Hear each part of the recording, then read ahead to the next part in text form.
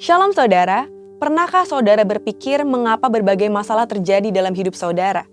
Jika saat ini saudara sedang menghadapi berbagai pergumulan, ingatlah bahwa semua orang yang masih hidup di dunia ini tidak bisa lepas dari berbagai permasalahan dan kesulitan. Kabar baiknya, sebagai orang percaya, kita memiliki pengharapan bahwa Tuhan selalu menyertai dalam setiap kondisi yang kita hadapi. Dan segala sesuatu yang terjadi pasti mendatangkan kebaikan bagi orang-orang yang mengasihi Dia. Dalam Voice of Pentecost kali ini, kita akan belajar memahami apa sih maksud Tuhan mengenai ujian, godaan, dan teguran yang dialami orang percaya.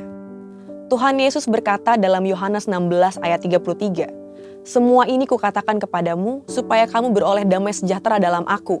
Dalam dunia kamu menderita penganiayaan, tapi kuatkanlah hatimu, Aku telah mengalahkan dunia." Dalam ayat ini, Tuhan memberitahukan kepada murid-muridnya bahwa orang Kristen pun tidak bebas dari penganiayaan dan berbagai kesulitan hidup. Dalam Alkitab, ada 3 macam pencobaan berdasarkan tujuan dan sumbernya. Pertama, pencobaan untuk menguji dan memurnikan. Tuhan mengizinkan orang-orang saleh dalam Alkitab untuk mengalami ujian dan pemurnian dalam hidupnya. Contohnya Ayub, yang merasa telah mengenal Tuhan lewat kehidupan yang diberkati. Tuhan kemudian memurnikan Ayub lewat pencobaan berupa kesulitan dan permasalahan. Namun sesungguhnya, ujian yang lebih berat terjadi ketika orang diberikan kesuksesan dan berkat oleh Tuhan, seperti dalam kisah Salomo. Dalam kondisi diberkati dengan limpah, apakah mata kita tetap tertuju kepada Sang Pemberi berkat? Apakah Tuhan tetap menjadi kesukaan kita di atas segalanya? Dalam menghadapi pencobaan yang seperti ini, bagaimana seharusnya respon kita? Tuhan mau kita tetap mengucap syukur dan menaruh pengharapan kepada Tuhan. Ucapan syukur ini lahir dari hati yang melekat kepada Tuhan dan percaya bahwa pengharapan tidak mengecewakan. Kedua, pencobaan untuk menggoda manusia keluar dari hukum Tuhan. Yakobus 1 ayat 14 berkata, "Tetapi tiap-tiap orang dicobai oleh keinginannya sendiri karena ia diseret dan dipikat olehnya."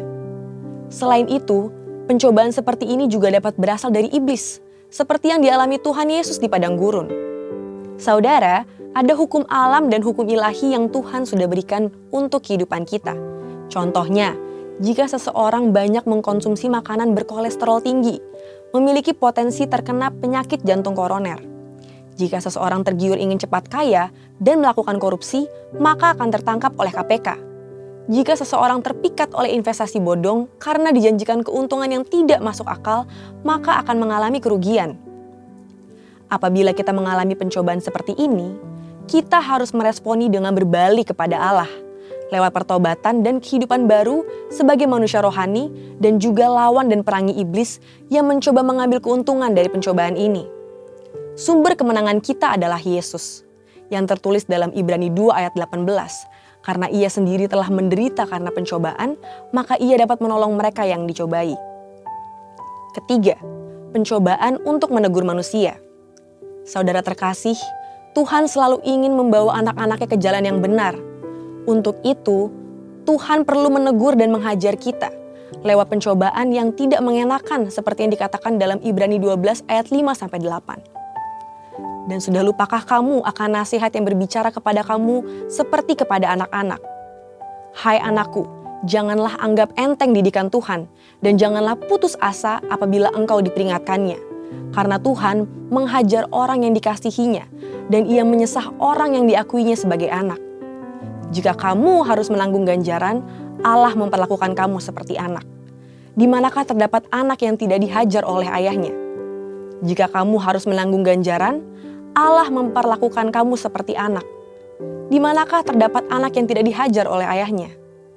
Tapi jikalau kamu bebas dari ganjaran yang harus diderita oleh setiap orang, maka kamu bukanlah anak, tetapi anak-anak gampang. Imam Zakaria sempat ditegur Tuhan karena ketidakpercayaannya dan menjadi bisu.